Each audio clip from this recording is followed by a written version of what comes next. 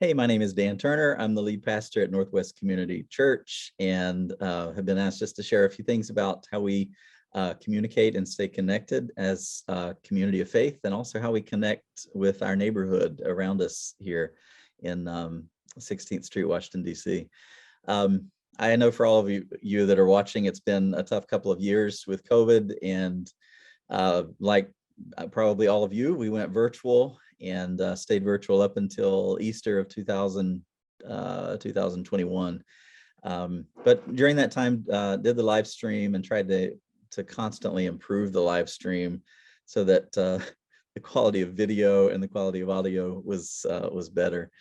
What we found was most of our people gravitated towards YouTube, so we eventually just took all of our video live streaming to YouTube.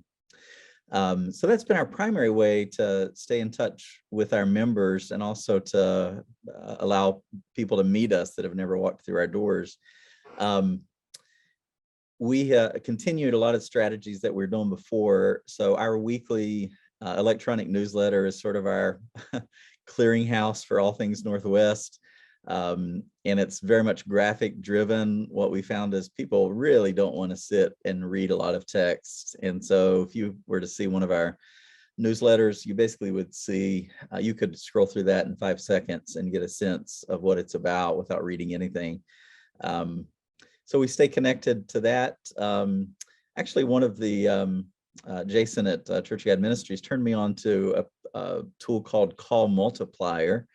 And we started using that. It basically allows me to send a text to the whole church, or to record a message so they can hear my voice.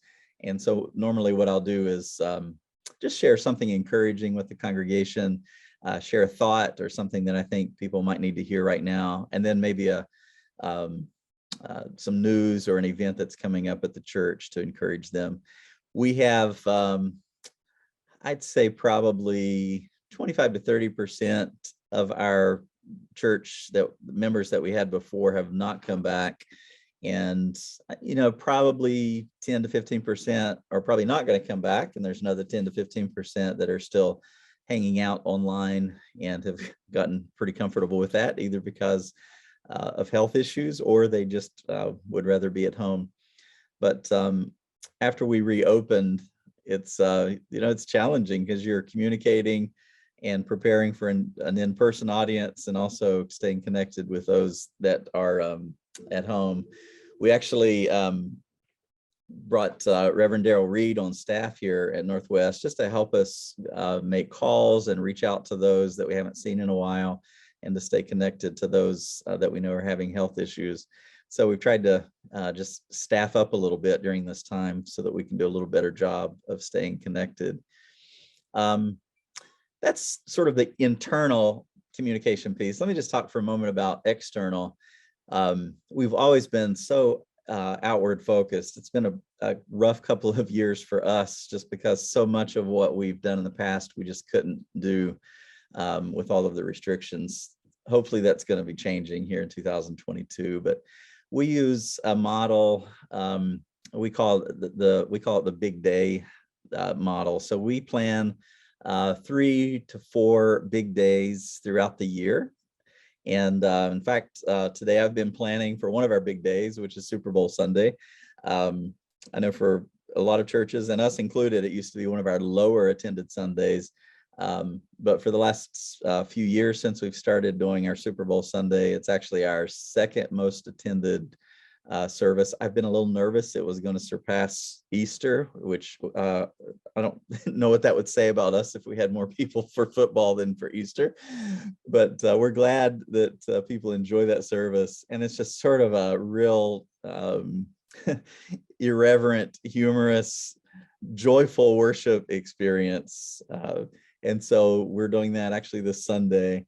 Usually lots of guests will come out for that. We'll have a banner outside. And so it's a good time, good momentum builder for our church right in the middle of winter too. And then out of that, this year we've added another big event, which is a celebration of Black history and culture. And so we're doing gumbo, or go-go and gumbo is what we've called it. And so celebrating the official music of DC, go-go music, with a gospel go-go band, and having a chef come and talk about the origins of gumbo and giving our those that are here a cup of gumbo as they leave. And then, of course, Easter is our next big event.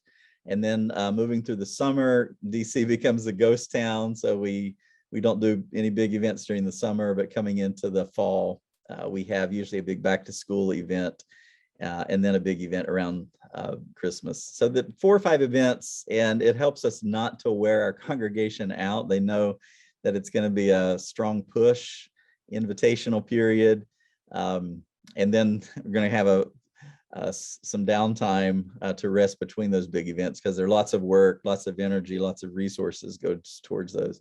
But we've been doing that for several years, and it's sort of just part of our DNA now to reach out. We try to do events that don't just attract our members, but events that that this community would want to come to. So the last one, just to give you an example, and this is the last thing I'll say, we celebrated Hispanic Heritage back in October, and hired a mariachi band to come out and play on our side lawn. Thankfully, the weather was great that day, and we just posted it on the listservs. There hasn't been a lot of live music in DC throughout pandemic, so it was fun to see. Just a bunch of our neighbors walked out, they saw it on the listserv and came out and just enjoyed mariachi music on the side lawn. In the fall, when we do our we call it Waterpalooza, which is an event mainly for the kids, big water slides, lots of just craziness. We'll have, the last time we did that pre-COVID, we had more of our neighbors here than of our people, and that's really the goal when we have those events, that it's for our people and they enjoy it, but it's primarily for this community. What things would attract this community and either meet a need or might they enjoy being a part of.